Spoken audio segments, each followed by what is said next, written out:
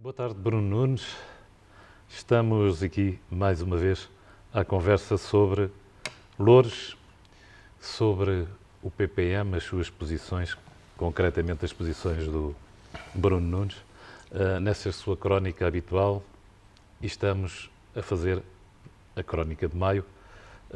Traz dois temas principais para esta crónica, um sobre o 25 de Abril e outro sobre uma sindicância.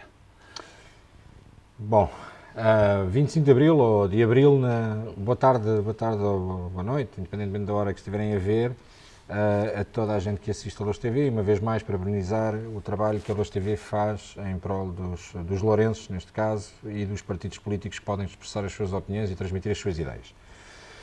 Em relação ao 25 de Abril, não é propriamente relativo ao 25 de Abril e à data em si, mas a Abril como mês visto por muitos como o mês da liberdade, como eu já referi diversas vezes, até na intervenção do 25 de Abril, para mim Abril não existe sem Novembro, e o inverso também é verdade, e começando por aí, até na sequência do discurso que fiz na Assembleia Municipal, encontrar também que eu considero que inclusive o 25 de Abril não é propriedade da esquerda, nem do Partido Comunista, nem de nenhum partido de esquerda, assim como o 25 de Novembro não é propriedade de ninguém da direita.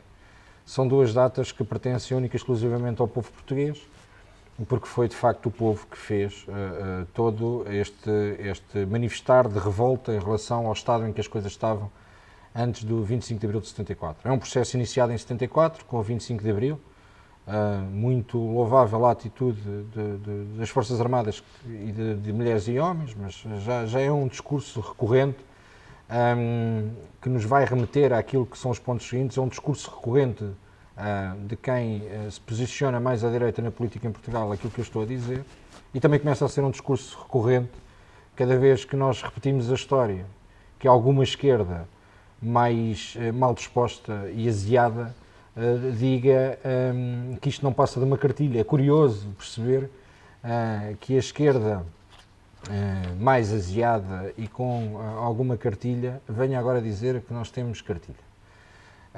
Por isso é óbvio que historicamente nós defendemos uma visão, eles defendem outra, por isso estamos em lados opostos, o que não quer dizer que quando eles falam nós não dizemos que é uma cartilha, até porque se formos por aí eu considero que já nem sequer cartilha é, porque se olharmos para o discurso do 25 de Abril daquilo que foi a CDU, aquele nem cartilha é, cheira a mofo de tão velho que está aquele discurso e desatualizado daquela que é a realidade política, quer a nível nacional, quer no concelho.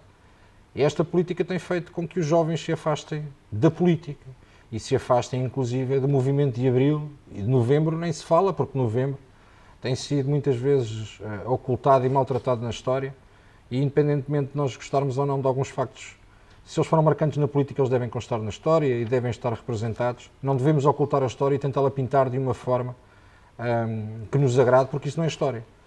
E o que tem acontecido com o 25 de Novembro, de facto, é isso. É ter sido maltratado neste processo. Mas pegando naquilo que interessa... E está pouco documentado. O 25 de Novembro Sim, está pouco documentado. O que dá também origem, e sejamos honestos, dá origem a várias interpretações e a algumas histórias e fábulas no meio disto tudo.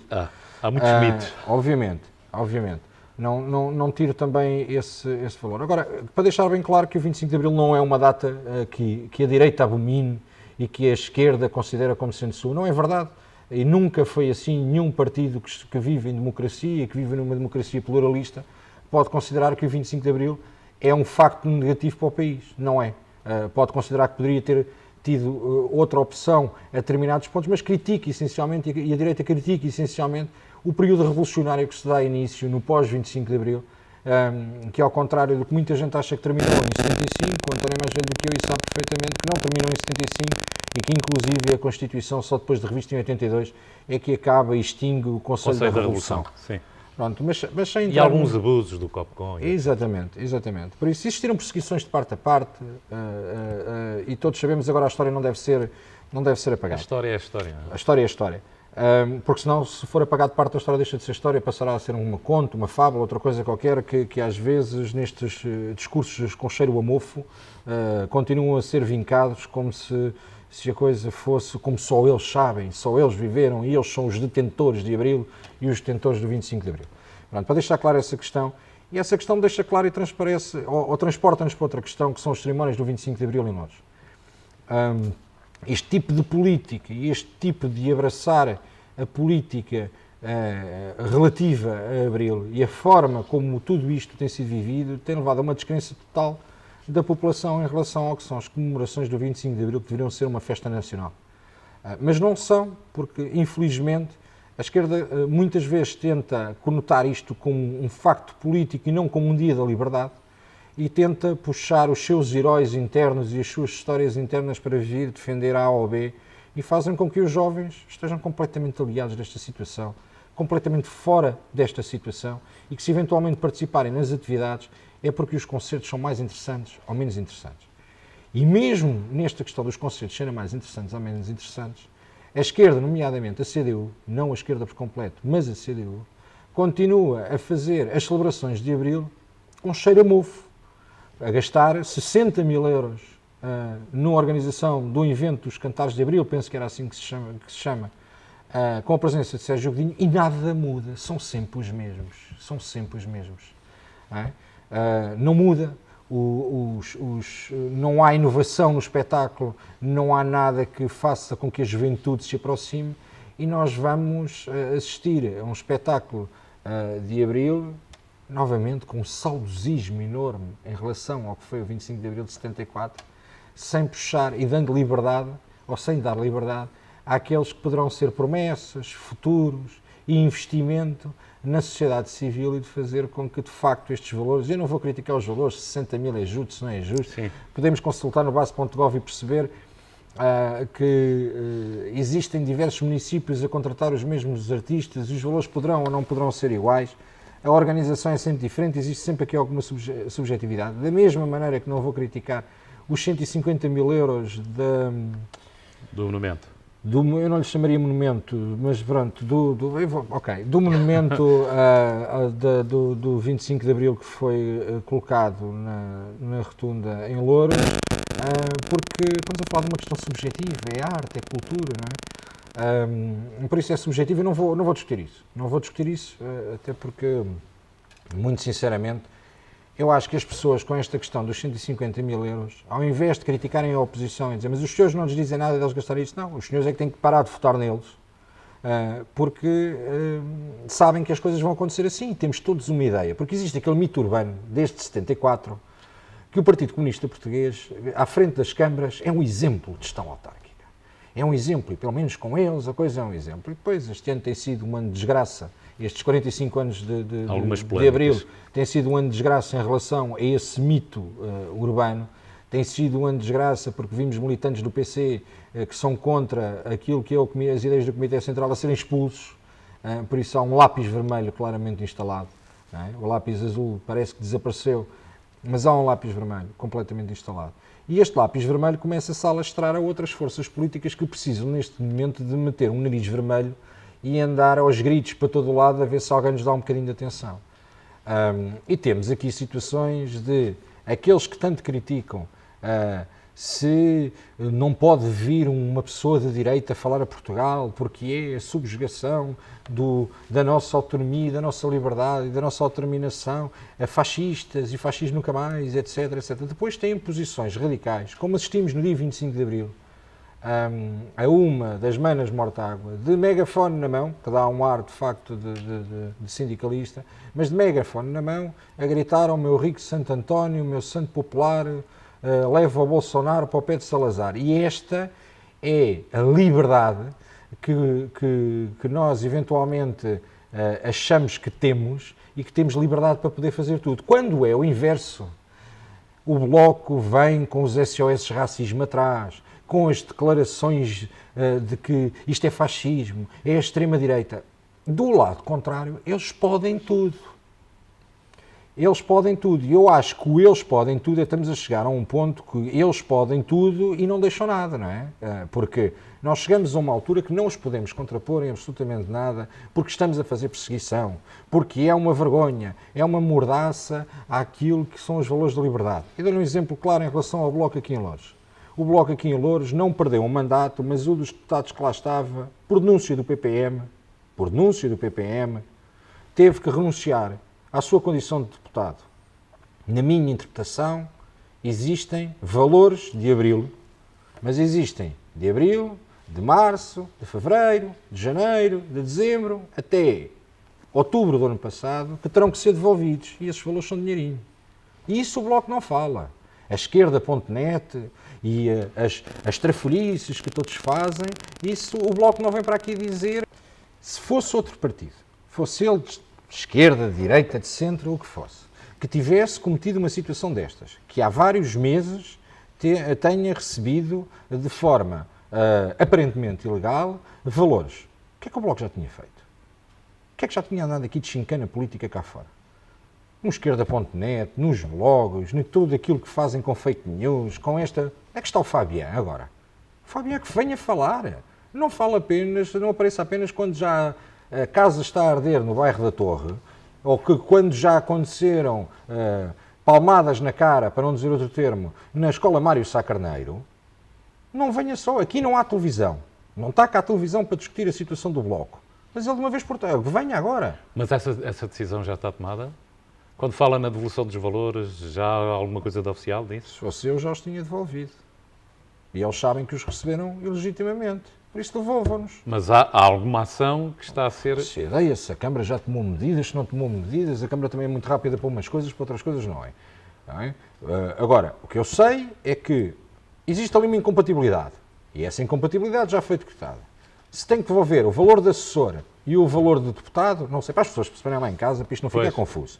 O que se passa aqui é que existia um deputado do Bloco de Esquerda que ao mesmo tempo é assessor do Bloco de Esquerda e recebe o valor como deputado e o valor como assessor. E sai os valores de Abril. Não, puxem lá os valores, não é... Os valores de Abril são muito importantes de liberdade, mas há um valor muito importante aqui. Puxem-no atrás e peguem nessa coisa fantasma que é o capital e o capitalismo, não é? E agora devolvam o capital ao capitalismo que andaram a receber mais. Porque nós temos uma situação. Nas últimas reuniões que tivemos na Assembleia Municipal, tivemos uma situação do Bloco de Esquerda fazer um requerimento à mesa da Assembleia a considerar que uma decisão, ou um acordo, não é uma decisão, um acordo feito na Conferência de Líderes, colocava em causa os princípios de Abril, e agora que estamos no mês de Abril, põe em causa a liberdade de expressão, a liberdade de oposição. Para as pessoas perceberem lá em casa também. O que acontece é o Bloco de Esquerda, se a lei fosse levada à risca, todas as moções que apresenta tem que as ler. Em Louros, por acordo com os partidos grandes, chegou-se a um entendimento que para dar mais oportunidade de intervenção aos partidos de menor representatividade, não teriam que ser lidas as moções, porque nós temos 3 minutos. Se tivéssemos que ler as moções, é que ficávamos por ali. Aproveitando a chica espertice, o que o Bloco fez, apresenta 18 moções. Eu não estou a exagerar. 18 moções. Para as pessoas perceberem, 18 moções, mais uma ou duas moções dos outros partidos. Estamos a falar de 25, 26 moções. É insustentável. Ou seja, não vamos sequer sair dali. São assembleias atrás de assembleias. Mas isso dizer que... Mas o que é que diz a lei sobre isso? Não há limitação. Vocês quiserem apresentar, apresenta. Agora, o que pode acontecer é, existiu o que é que diz o um regimento? Acordo de princípios, o regimento não há limitação, mas o Também. que existe um acordo de princípios é que, como somos 7 partidos, considera-se aceitável 2 moções por partido que são entregues diretamente pela Assembleia Municipal. Ok? Todas essas 2 e todas as outras têm que ir a uma admissão na Assembleia Municipal de acordo com a lei. O que o Bloco corre o risco é que as pessoas considerem que aquilo não entra na ordem de trabalho e que está chumbado. Eu votei contra várias moções já dentro da admissão do Bloco. Dir-me, então, mas não acha justo o Bloco poder interpelar a Câmara? Acho. Mas o Bloco tem várias formas de interpelar a Câmara. O Bloco tem a forma de fazer o requerimento direto à Câmara, mas não. Eles querem o fazer ali porque ali dá show-off. Ali dá show-off. Porque se for pelo trabalho puro e duro, remetam à Câmara as perguntas diretamente. Não precisam de ser apresentadas todas ali. Vamos entrar na discussão política. A Assembleia Municipal é um órgão político de fiscalização. Se querem apresentar 30 perguntas à Câmara, ou as guardam para a gestão municipal, ou pegam nas mesmas, fazem através de requerimento e mandam para a Câmara Municipal. Mas não querem fazer isso. Por isso, a situação é que nós estamos a chegar a um ponto que à vontade que foi dado aos partidos pequenos, para o Bloco de Esquerda é sempre à vontadinha, não é? E depois é sempre à vontadinha, é sempre doido, depois vem para a rua. Eu queria ver se alguém da direita, em Portugal, andasse de megafone na mão a dizer para juntar o Lula ao Chaves. O meu Rico Santo António vem cá buscar o Lula e leva para o pé do Chaves. Eu já vi algumas coisas desse género. Mas pronto, mas isso não é uma questão de direita nem de esquerda, penso eu. É assim, para já parte de uma questão de educação e de direito à vida. Tenho uma grande dificuldade, porque obviamente quem estava de megafone na mão foi educada por quem foi, não é? E por isso, sendo do historial do pai na Luara, eu acredito que obviamente ela também bebeu em alguma dessa formação política que o seu pai Bruno, mas eu também não posso deixar de dizer agora uma coisa. Diga. Há um grande escritório de advogados na Avenida da Liberdade, cujo grande líder desse escritório esteve no ELP e no MDLP, colocaram várias bombas. Eu acho que se calhar as pessoas também têm direito... Você só está a dizer, tem direito aqui a meter bombas? Não, têm direito. Os filhos e mesmo as pessoas também têm direito a redimir-se e achar que porventura fizeram mal. Mas neste caso percebe-se que a filha tem um orgulho imenso e quer continuar a linhagem do pai. É só isso que eu estou a dizer. A filha não pertence ao Luar da vez. Não, eu não disse que a filha pertence ao Luar. A única coisa que eu estou a dizer é que a filha bebeu... Não, é sério. A filha bebeu na inspiração de... e é claro, quem tiver dúvidas de quem é o Camilo Mortágua, que faça uma investigação e percebe claramente os casos que está afeto e tudo mais. Agora, isto é de esquerda e de direita. Sim, há de esquerda e de direita. É o falso moralismo da esquerda, quer do Partido Comunista Português, em relação ao 25 de Abril, quer o Bloco de Esquerda, em relação aos princípios da liberdade de expressão, e depois faz isto. Mas o Partido Comunista também tinha uma ala uma ala que era a ARA, não é?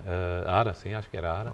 Mas isso havia em todo lado. Pois, isso portanto, toda a gente tinha... Mas você não vê hoje... O PS também foi apanhado com armas no... António, mas você não vê hoje, por muito que eu não concordo com eles ideologicamente, você não vê hoje o PCP na rua a apelar à morte de ninguém.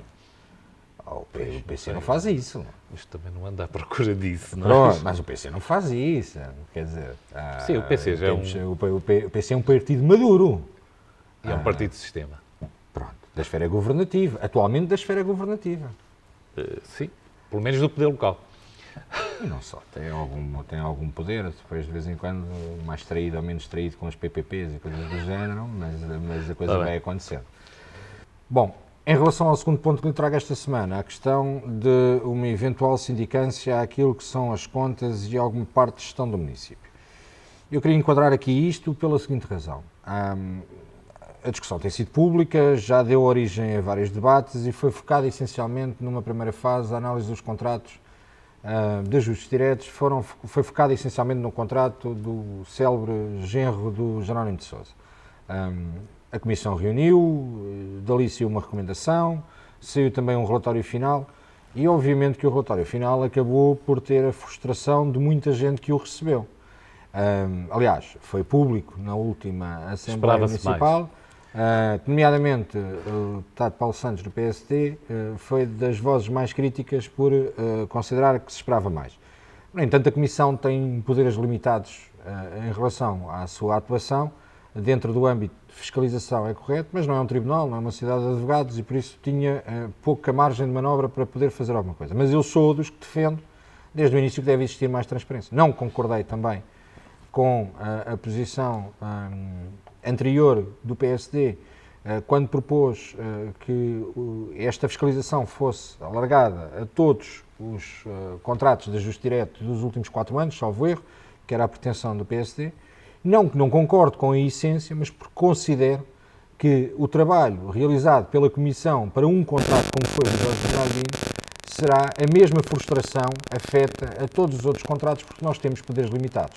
Por isso, a minha posição, quando foi de votar contra a posição do PSD, foi claramente não por ser contra o princípio de fiscalização, mas porque antevia que a frustração do relatório final, neste caso para um contrato, depois será alargada à frustração de fiscalização de 700, 800 contratos e que o valor que tudo isto custaria ao erário público seria surreal para uma conclusão que ditaria a frustração, assim como se veio a verificar... Quando estamos a falar dos valores, estamos a falar de meios de pessoas que teriam que estar, digamos, juntas à Comissão para que... António, basta pensar que cada vez que a Comissão reúne estarão pelo menos os 7 deputados. Mas teria que haver juristas, ou não? Teria que haver juristas que tomassem que conta. ainda vão agravar mais o custo por reunião, ou seja, se tivermos a linha de conta que cada reunião o deputado vai receber a senha de presença,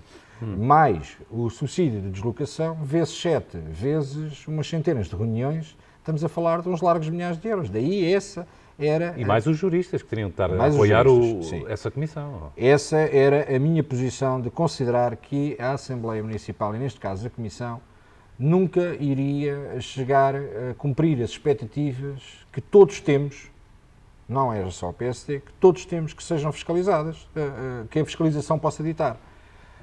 E nesse sentido, nas últimas Assembleias já aconteceu por diversas vezes, algumas das bancadas dizem, mas o Sr. Deputado da PPM está tão interessado em mandar isto para o Ministério Público, porque é que está a empurrar para cima dos outros, etc. Pronto. Há aqui uma questão que é clara, o deputado do PPM é um, e o PPM é um. Logo, nós não temos, ou eu não tenho neste caso, a capacidade para passar uma proposta na Assembleia Municipal que vincule de forma efetiva e eficaz aquela que possa ser a análise do cumprimento legal ou incumprimento dos contratos que estão a ser analisados. Já desafiei diversos deputados a dizer, mas a senhora acha que não vai de encontro às suas ambições em relação ao relatório, não vai de encontro às suas expectativas, repeça para remeter ao Ministério Público. Já desafiei o Presidente da Câmara a fazer, porque a CDU diz, não temos nada a esconder. O Bloco diz, queremos fiscalizar, mas o Bloco quer fiscalizar tudo. Pode começar por fiscalizar o dinheiro da assessoria deles que deve ser devolvido à Câmara. Pode começar por fiscalizar esse contrato. Era o contrato que eles deviam fiscalizar primeiro, que era o seu. Depois a seguir partem para os outros. O PS também acha que deve haver transparência. O PSD acha que deve haver transparência e já pôs uma moção acerca disso, de uma forma que eu considerei, como já expliquei, que não concordava. E eu concordo também com esta questão. Não estou a mencionar aqui o PAN e o CDS, porque ainda não percebi se têm a opinião sobre esta matéria. Mas em relação às... Não minimizando, mas não sei qual é a posição deles, não conheço a posição deles em relação a esta matéria. Deduzo que também queiram, obviamente, a transparência. Por isso, neste momento, eu acho que o que tem que ser feito é seguir o exemplo que já foi seguido, por exemplo, em Lisboa. E neste momento, o que o PPM vai fazer, ainda não posso afirmar que o vou fazer em Assembleia Municipal, porque eu não vou apresentar uma proposta em Assembleia Municipal, desculpa a expressão, ao louco, sabendo que à partida vai ser chumbado, porque isso não é mais nem menos do que perder tempo. E tal como sou Presidente da Câmara, negocia peça a peça com a oposição, eu neste caso também quero ouvir e vou propor uma reunião com o líder de bancada do PSD e vou propor uma reunião com o líder de bancada do PS para saber a opinião deles em relação a uma proposta que eu tenho para apresentar, saber se eles me acompanham na proposta e a proposta passa a ser conjunta ou se eles me dizem é uma decisão do PPM que avance e nós tomaremos a nossa decisão de votação e a Assembleia Municipal. E isto consiste no quê? Consiste que eu acho que chegou à altura de, se ninguém tem nada a esconder, mas nós não temos um órgão competente com capacidade de fiscalização, vamos então entregar isto a quem tem competência. E eu vou pedir que seja elaborada uma sindicância às contas da Câmara. E essa sindicância seria feita por? As entidades competentes, eu não sei se isto passará por Tribunal de Contas, Ministério Público, Procuradoria-Geral, isso eu não sei. Isto não é uma denúncia, para que se perceba, para que depois não venham dizer, denunciou, não estou fazendo denúncia nenhuma porque eu não tenho nada para denunciar neste momento. A única coisa que eu quero dizer é, levantamos suspeitas sobre a adjudicação A, sobre a adjudicação B, porque os 60 mil euros ao Sérgio Godinho, porque o gênio das lâmpadas, porque este, porque aquilo. Então vamos parar com isto. E de uma vez por todas, porque estamos a 2 anos das eleições, e para que isto não termine com, na altura das eleições, toda a gente a lavar roupa suja sobre este assunto, que o assunto seja esclarecido por quem tem que ser esclarecido. E eu vou pedir uma sindicância. Ou melhor, eu vou apresentar uma recomendação, ou pretendo apresentar uma recomendação com o pedido de sindicância. Obviamente, isto só passará se os partidos grandes, de maior representatividade acompanharem e votarem favoravelmente, porque eu não tenho poder, isto é o princípio da representatividade e da proporcionalidade, não é? Por isso eu não tenho poder para poder fazer absolutamente nada disso. Acredito, de antemão, que a CDU vai votar favoravelmente, diz que não tem nada a esconder, se não tem nada a esconder, então que aceite, porque inclusive eu sou Presidente da Câmara, nos discursos que faz, diz que existem outras formas de ser verificado, se tiverem dúvidas, que remetam uma auditoria. Isso já foi transmitido, por isso, a CDU acho que não tem problemas. Acredito que o PSD e o PS também querem a situação resolvida. E eu vou, como já fui desafiado diversas vezes por diversas bancadas, vou estruturar o documento e perceber, obviamente, com concedências aos outros partidos que o queiram participar, de preferência que isto seja um documento conjunto de todos. Se não for, o PPM apresenta, quem quiser votar favoravelmente vota, quem quiser chumbar que chumbe. Cada um tirará as suas ilações depois daquilo que seja o resultado final da votação. Pensa que aquela recomendação que já foi aprovada para maior transparência nos ajustes diretos, aliás, foi aprovada na outra Assembleia anterior, não é? Uhum. Pensa que isso está a ter consequências? Há uma alteração de processos? Há algum sinal de que as coisas estão diferentes? Não, António. Para as pessoas perceberem lá em casa, é assim, eu posso lhe recomendar que você comece a escrever com a mão esquerda ou com a mão direita. Você escreve com a mão que quiser. E o executivo da CDU tem uma postura que escreve sempre com a caneta e com a mão que quer. Por isso, se eles até as moções e as propostas têm dificuldade em poder cumpri-las, muito mais dificuldade têm em aceitar uma recomendação que é quase um conselho.